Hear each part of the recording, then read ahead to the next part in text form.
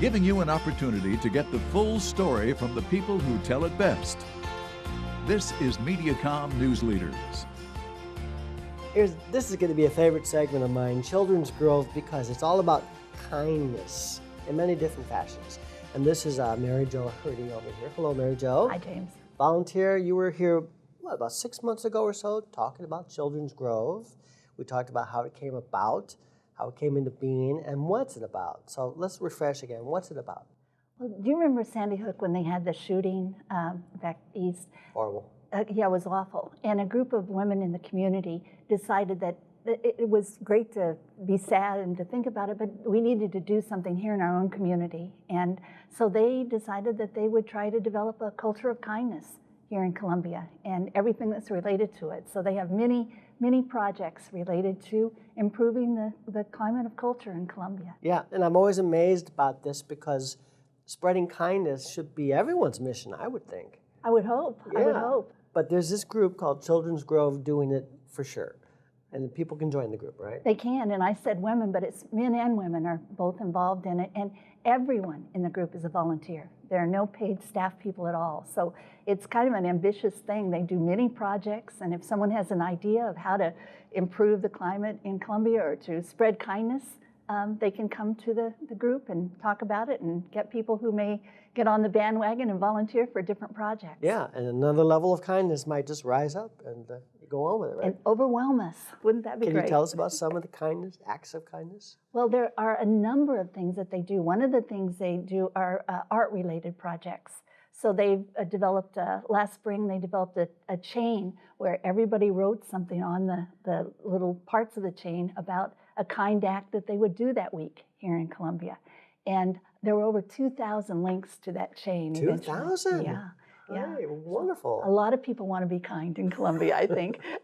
But they also had some art projects related to that. They decorated the sidewalks downtown with kindness sayings, and they've held a photography contest for several years, which has been really kind of neat to see the different pictures that people perceive are kind actions.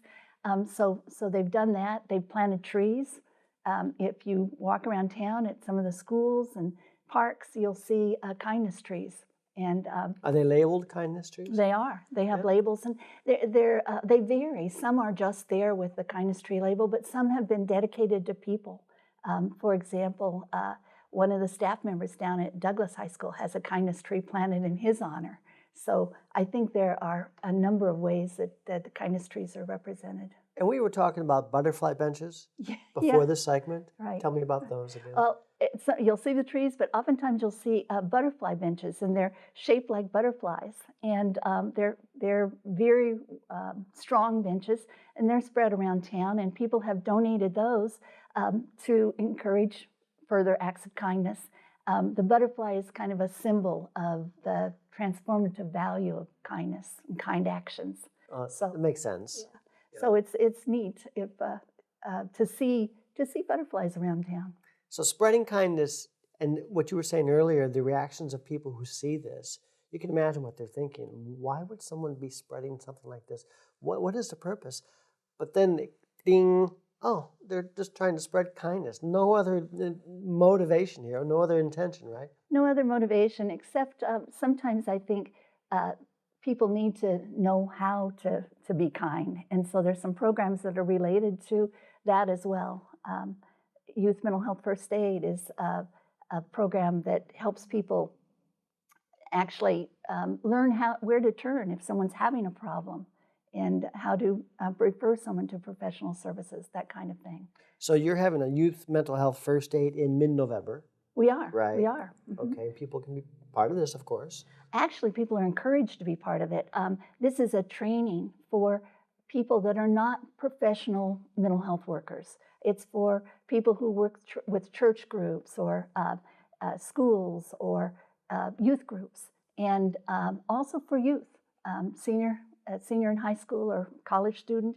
And the program is a day-long program that the Children's Grove actually supports. They pay most of the fees for the students that participate. And it's a really good program. I've gone through it myself, and I think you really learn a lot. It helps. Highly recommended then. I highly recommend Testimonial right here. it. Yeah. So childrensgrove.com, find out more about that day, Youth Mental Health First Aid Day in mid-November. And other ways you can help be kind too, right? That's be right. part of the group. That's right. And with the website, childrensgrove.com, I think it's important that you can read about the history of Children's Grove. You can read about some of the other projects, and there are many. There are books that go out to the community on kindness. There are training programs. There's a lot going on with Children's Grove, and it's all volunteer. Wonderful, wonderful. You know, this day and age, we need all the kindness we can get, right? We do. We do. It's even more important. Yeah, it seems kind of silly to talk about kindness and to encourage kindness, but I think we're in a world that needs it right now. Yeah, I think it's wonderful. Thank you, Mary Jo Herde. Good to see you again. Thanks, James.